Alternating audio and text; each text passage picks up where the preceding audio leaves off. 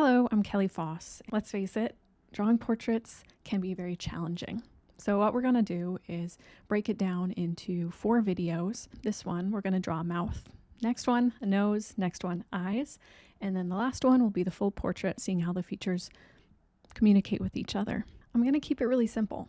So all the items that we're going to be using: Lyra's Rembrandt Polycolor, just a simple red. Any red will do. Now for the graphites I'll be using: the Lyra Rembrandt Art Design, an HB, a 4B, and a 9B. Oh my goodness, I love a 9B.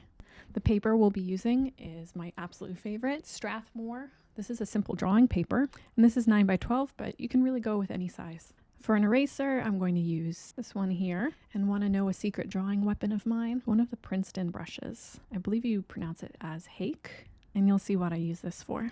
If you don't have all the supplies, that's fine. Just make do with what you have, and let's just get right into it.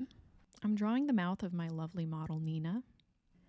I'm marking the general boundaries of my drawing and checking the height versus width, which it is a little less than 3 heights wide. She's turning away from us a little bit, so the center of the mouth is a little more left.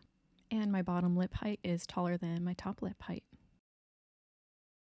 If there's a tilt to the mouth, we can find it by comparing the corner of the mouth to the corner of the mouth. This is called point-to-point comparison, and it is a traditional method. Do you notice that I'm using all these straight lines? This is why this process is usually referred to as the block-in process. I'm keeping it very blocky, and I'm just finding the general angles of the mouth.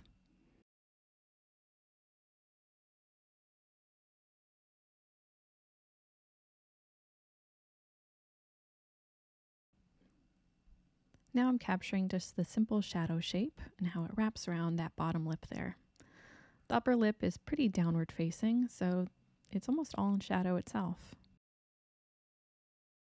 One last check of height versus width. Just while it's still sketchy, I make sure that my drawing did not grow, and it didn't.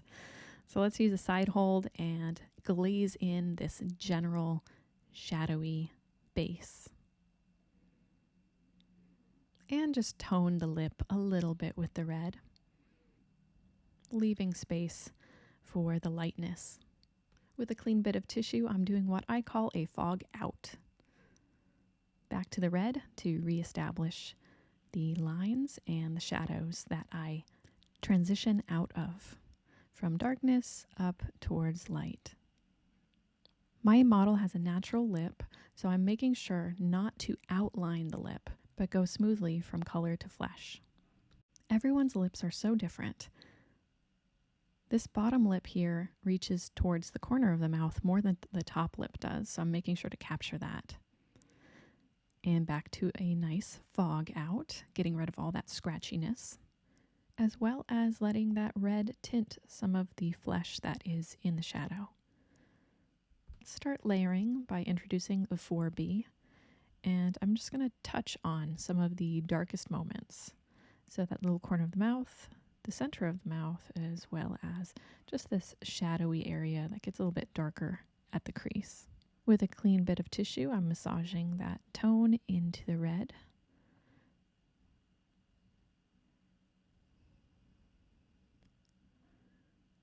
And then jumping to the HB to begin a little bit of smoother transition.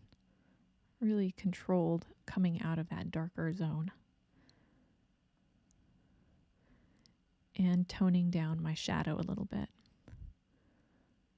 Back to the 4B. Deepening that shadow bit.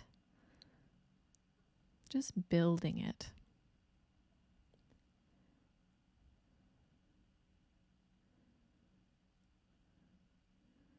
Notice I'm not doing the full outline of the lip.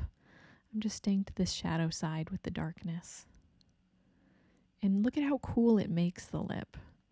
It's certainly turning it darker in value, but the color is shifting to coolness because of the graphite.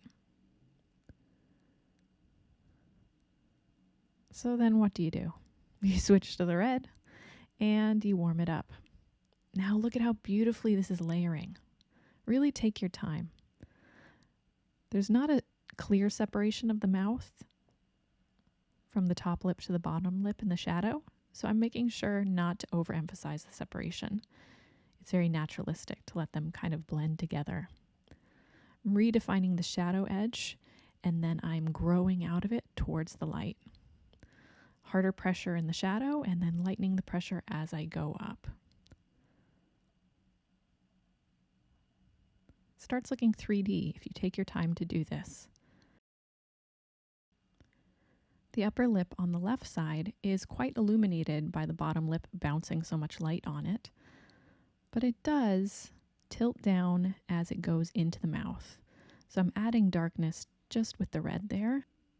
I'm using a lot of little strokes rather than one pressured stroke to make sure that I'm not doing something that looks outlined. When we start outlining things, it starts looking cartoony, which I love cartoons. Don't get me wrong. It's just not what I'm going for with this piece. Make sure to sharpen your pencils often.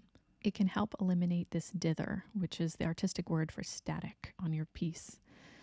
I'm fogging out my static right now and using my white eraser to clean up the flesh in the light, as well as pull up a few little highlights on the lower lip using my Princeton brush, easily sweeping away all those eraser peels.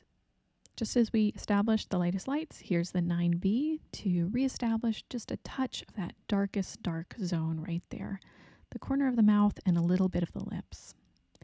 And now we'll jump back over to the HB to more smoothly transition out of that dark pocket and add just a little more value, a little more darkness to the flesh.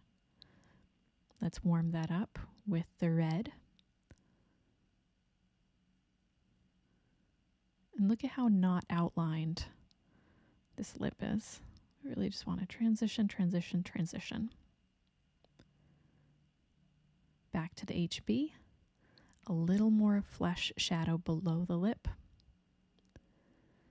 as well as on that upper lip there, just transitioning up out of that crease, all the way up to the Philtrum.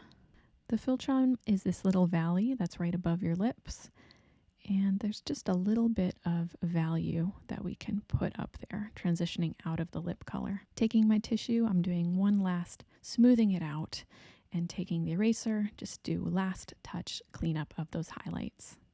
And there we go. Studying the individual features on a face can make drawing the full portrait easier. So I hope you'll join me for the next 3 videos. I'm Kelly Foss, and I'll see you next time.